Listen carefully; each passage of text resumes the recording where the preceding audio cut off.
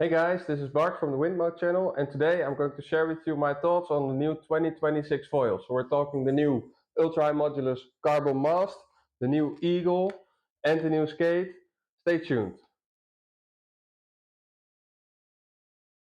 Welcome back. Like I said, today I'm going to talk about the new 2026 foils. I've used these foils in a wide range of conditions, both kite foiling and wing foiling with the Sk8. In light winds, so 10 to 13 knots, in strong winds, 40 knots, in waves, in flat water. So I have quite a lot to share, and I hope you'll enjoy it.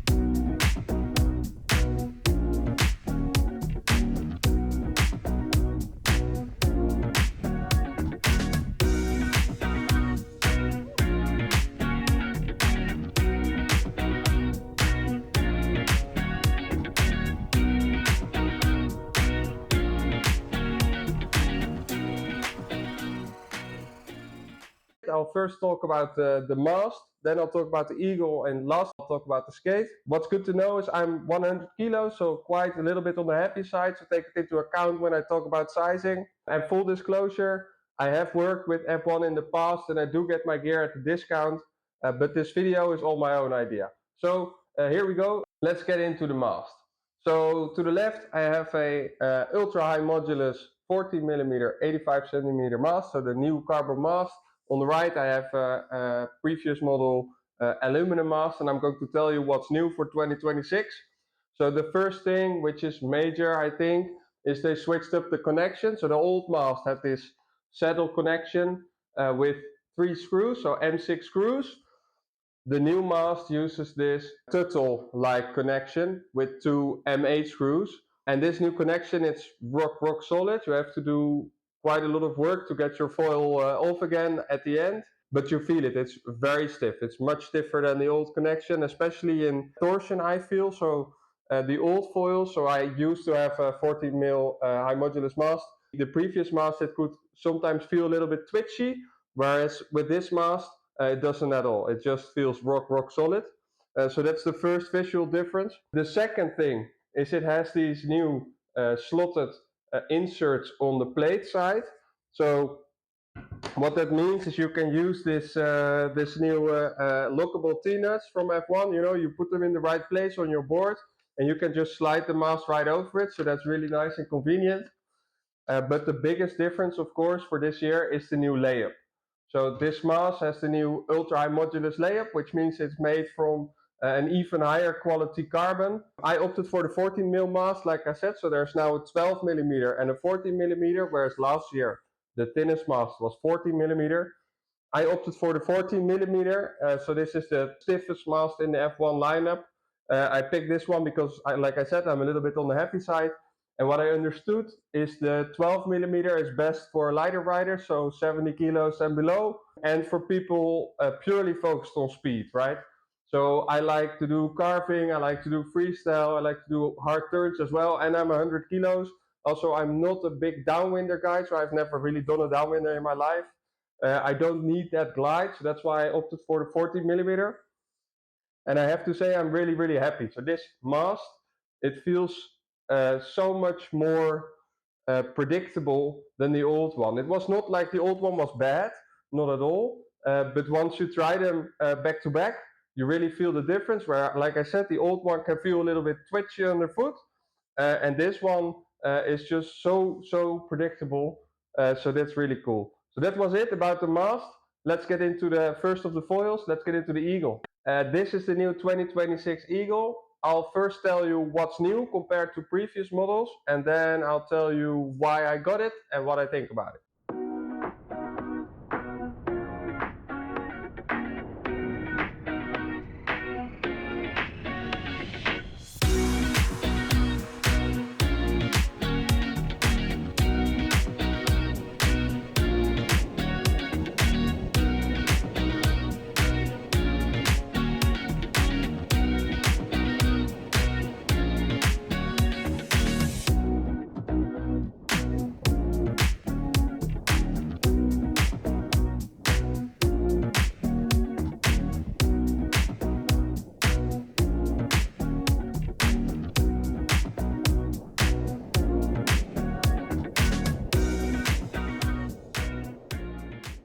So this new Eagle, compared to last year's, it's using the same ultra high modulus carbon layup as the new Mast too. So it uses stiffer carbon to make it stiffer where you want it to.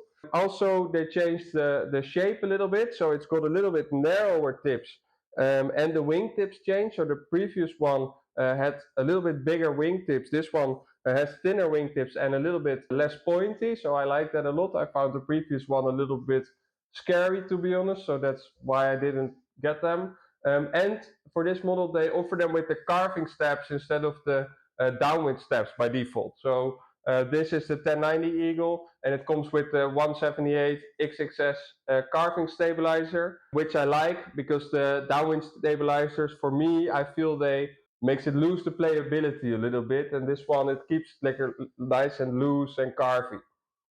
So let's get into why I bought this one. So previous year I got a 7Cs 1300. That was my light wind foil, and I enjoyed it a lot. So the 7Cs 1300, it's a really easy foil. I would recommend it to basically anyone, beginners up to expert riders. You know, it's the foil to help you learn your jibes, your tacks, your carving 360s. And if you ride only on fresh water, it's probably also fast enough for you. And that's how we get to the reason why I picked the Eagle this year. So I also ride in salt, and I feel in salt the 1300 7Cs is a little bit slow. I like a little bit faster foils. I like to ride fast, and this Eagle delivers, right? So especially in the salt water, I wanted a faster foil to be a little bit more nimble in the waves, and this one gives that to me. So that's why I picked this Eagle. Also in freshwater, I'm really happy with it. It gives a great low end. In 10 to 13 knots, I used this with the 4.5 strike, and it was amazing. I had a great session, which I couldn't have with the 7Cs 1300, I think. So a little bit more light wind performance, especially once you're up. If there's one negative I have to name about it compared to the 7Cs at least, it's that it's a little bit less forgiving. So it has a more preferential turning radius or something. Like the 7Cs, you can turn it however you want to. I feel this thing, it really wants to carve the turn. You can't really pivot it. If you do, it's losing its glide, whereas the 7Cs, you could pivot it. So that means, for example, at the end of the tack, if you grab power too quickly, the 7Cs would just whoop, pivot and go. And this one can lose its power when you do that. So it's a little bit less forgiving, but if you stick to the turning radius it actually wants to do, it's going to carry you through anything. You know, it's so much glide that it will just keep going. But yeah, you have to kind of get used to that a little bit. So that's my opinion on the Eagle. Let's get into the new Sk8.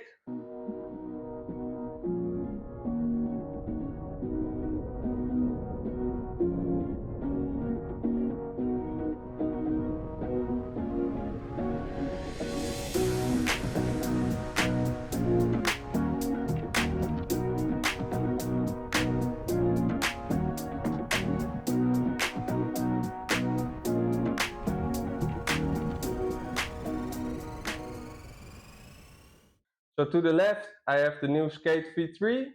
To the right, I have the Sk8 V1. And I'll tell you what's new. I'll tell you what I like.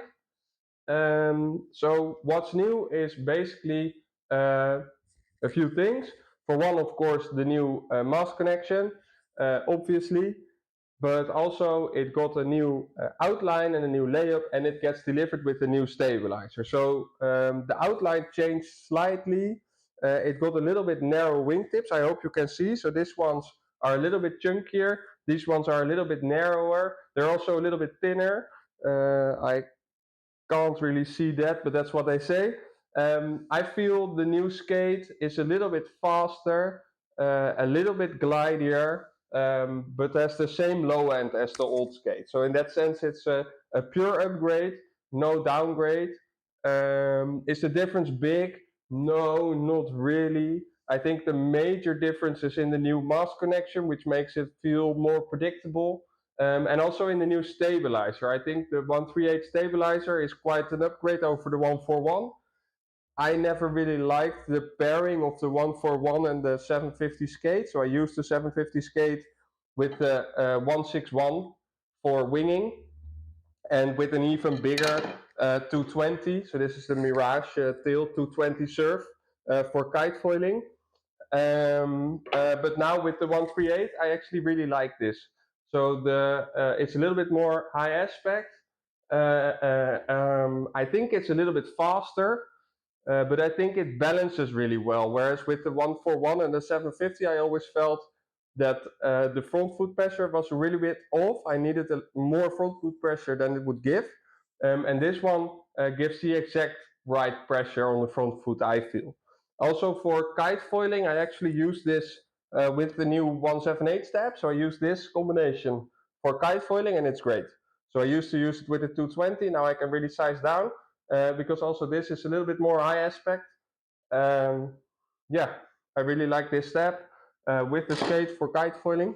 And I think that's it. So the Sk8 is my go-to foil. I use it from about 60 knots up.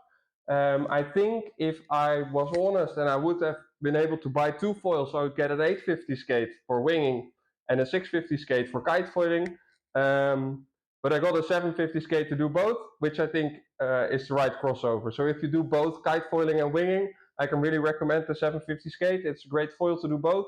It's great on flat waters to race, to go fast. It's also great in the waves, both winging and kitefoiling. From F1, I think this is the most all-round foil in their lineup. So yeah, that's it. Let's wrap up. Some small things I forgot to mention. Firstly, when you buy one of these foils, you get one of these. So this is a bag with inside a nice Allen wrench with the new, like the old M6 screw for the stabilizer and the M8 tip for the new Mast connection. So that's one thing I still wanted to mention.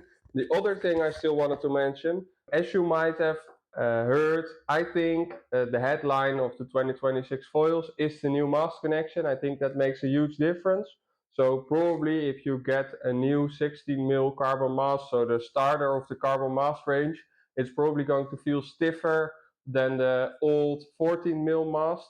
I feel about 40% of the performance I gained while buying this ultra high modulus 14mm mast is from the new connection. So keep that in mind. But what's maybe good to know is that if you have an aluminum mast like this, you can buy a new adapter for it. So if you have the aluminum mast or you ride the FCT foils from F1, you can buy the new shape adapter for it, and all the foils are still going to be compatible. So I think that's really good to know, and I'm happy that they kept this modular for the people who want to progress into more high-end gear. They still can do that. So that's what I wanted to share about this stuff. I'm very happy with the gear. I might do some in-depth videos about, for example, the Sk8 versus the Eagle or the older Mirage for kitefoiling. I think there's a little bit less information about that on the internet. I'll also do a review on the Origin. I promised that, but I didn't do it yet. And I'm also thinking about doing some tutorials for you. So stay tuned for that if you want to see that. And thanks for watching. See you next time.